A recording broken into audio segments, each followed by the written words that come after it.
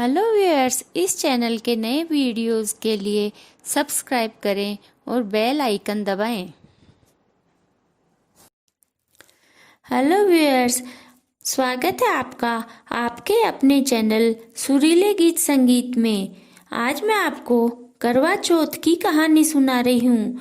चौथ माता के पूजन विधि व उज्जमन विधि मैंने आपको पहले ही इस चैनल पर बता दी। अब मैं कहानी सुना रही हूँ। एक साहूकार था, उसके 7 बेटे और एक बेटी थी। सातों भाई अपनी बहन के साथ ही खाना खाते थे।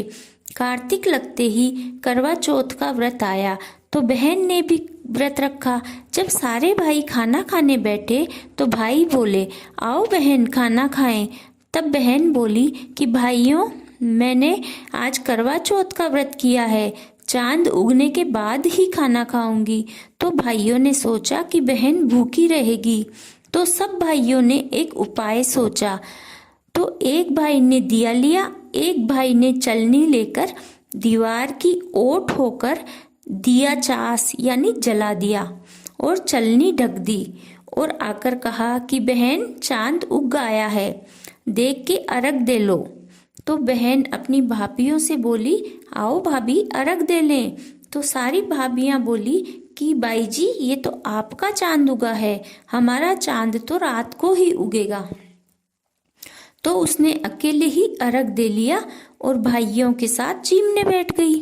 तो पहला घास तोड़ा तो उसमें बाल आ गया, दूसरा ग्रास तोड़ा तो उसमें कंकड़ आ गया और तीसरा ग्रास तोड़ा तो उसके ससुराल से बुलावा आ गया कि बाई का पति बहुत बीमार है, सो जल्दी भेजो।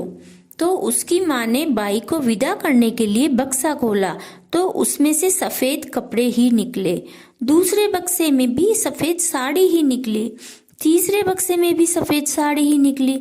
तो माँ ने जल्दी जल्दी में सफेद साड़ी पहनाकर ही बेटी को ससुराल भेज दिया और एक सोने का टका पल्ले के बांध दिया और कहा कि तुम्हें रास्ते में जो भी मिले उसके पांव छूती जाना और जो भी तुम्हें सुहाग का आशीष देवे उसे सोने का सिक्का देकर पल्ले के गांठ बांध लेना।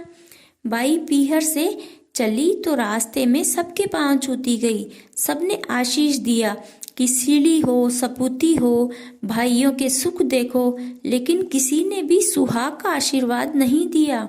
ससुराल पहुंची तो दरवाजे पर छोटी ननद खड़ी थी। उसने ननद के पांव छुए तो ननद ने कहा, सीली हो, सपूती हो, बूढ़ सुहागन हो। यह सुनते ही उसने सोने का टक्का यानी सिक्का अपनी ननद को दे दिया और पल्ले के गांठ बांध ली। सास के पास आई तो सास ने कहा, तेरा पति ऊपर मरा हुआ पड़ा है। वह ऊपर पति के पास गई तो वह तो मरा हुआ था। वह वहीं बैठ गई और जब सब लोग ले जाने लगे तो उसने कहा कि चौथ माता ही मेरे पति को जीवन दान देगी और उसे ले जाने से मना कर दिया। तब सब लोगों ने नदी के किनारे एक झोपड़ी बना दी और वहां पर वह अपने मरे हुए पति की सेवा करने लगी और चौथ माता को याद करती रही। सासू दासी के साथ बासी बचा कुचा खाना भेज देती। इस प्रकार से समय बीतते बीतते मंगसर की चौथ आई तो उसने व्रत किया और दिन में खाना भी नहीं खाया और चौथ माता की कहानी सुनी और पति को जीवन दान देने की प्रार्थना की। तो चौथ माता बोली, करवो ले, ये करवो ले, दिन में चांद उगानी करवो ले, व्रत भांडनी करवो ले। तब उसने कहा कि हे चौथ माता, मेरी बिगड़ी तो अब आप ही सुधारोगे, मुझे सुहाग देकर जाना ही पड़ेगा। तो चौथ माता बोली कि पौष माह की चौथ मुझसे बड़ी है, वो ही तुझे सुहाग देगी। इस तरह सारे महीनों की चौथ आती गई, वह व्रत करती रही, परंतु सब चौथ माता ने यही कहा कि मेरे से बड़ी चौथ आएगी, वही तुझे सुहाग देगी। फिर आसोज की चौथ आई तो चौथ माता ने कहा कि कार्तिक की चौथ तुझसे नाराज है, तुम उसके पांव पकड़ लेना, वो ही तुम्हें सुहाग देगी। फिर कार्तिक की चौथ आई तो गुस्से में बोली कि भाइयों की प्यारी करवो ले, दिन में चांद उगानी करवो ले, घनी बुखानी करवो ले, व्रत भांडनी कर वो ले। तो साहूकार की बेटी ने चौथ माता के पांव पकड़ लिए और रोने लगी और हे चौथ माता, मेरा सुहाग तो आपके हाथ में है, आपको देना ही पड़ेगा, मुझे माफ करना ही पड़ेगा। तो चौथ माता बोली, अब मेरे पांव पकड़कर क्यों बैठी है? तो साहूकार की बेटी ने क्षमा मांगी और कहा, मैंने इतने पाप किए हैं, पर मुझे सुहाग देकर जाओ और करवा सरीखी करके जाओ। तो चौथ माता ने कहा कि चलो, मैंने तुमको माफ किया, और राजी हो गई और आंखों में से काजल निकाला, नाखूनों में से मेहंदी निकाली और टीके में से रोले निकाली और चिटली उंगली से उसके पति के छींटे दिए।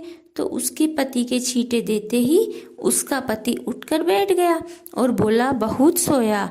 तो पत्नी ने कहा, कहाँ के सोए, मुझे तो 12 महीने हो गए आपकी सेवा करते करते, चौथ माता ने ही सुहाग दिया है। तो उसके पति ने कहा, चौथ माता का उछाव करो। तो उसने चौथ माता की कहानी सुनी, करवा लिया, चूरमा बनाया और चांद को उगते ही अर्घ दिया और दोनों जने खाना खाकर वहीं पर चौपड़ पासा खेलने लगे। उसी समय सास ने दासी से खाना भिजवाया। तो उसने दोनों को चौपड़ पासा खेलते देखकर दासी ने आकर सास को बताया। सास बहुत खुश हुई और जाकर उनसे पूछती है कि ये सब कैसे हुआ। तो बहू ने कहा कि मुझे तो चौथ माता टूटी है, यानी चौथ माता ने ही सुहाग दिया है, और सास के गले लग गई। सासू ने सुहाग का बहुत आशीष दिया और सारी नगरी में कहलवा दिया कि हर पत्नी को, बेटे की माँ को, सबको चौथ का व्रत करना चाहिए। 13 नहीं तो 4 चौथ तो सभी को करनी चाहिए। हे चौथ माता, जिस प्रकार साहूकार की बेटी को सुहाग दिया वैसे सबको देना, और कहानी कहने वाले, कहानी सुनने वाले और हुकारा भरने वालों को सबको खुश रखना। बोलो चौथ माता की जय। इसके बाद एक गणेश जी की कहानी सुन लेनी चाहिए, वो भी आपके लिए इसी चैनल पर है। Thank you.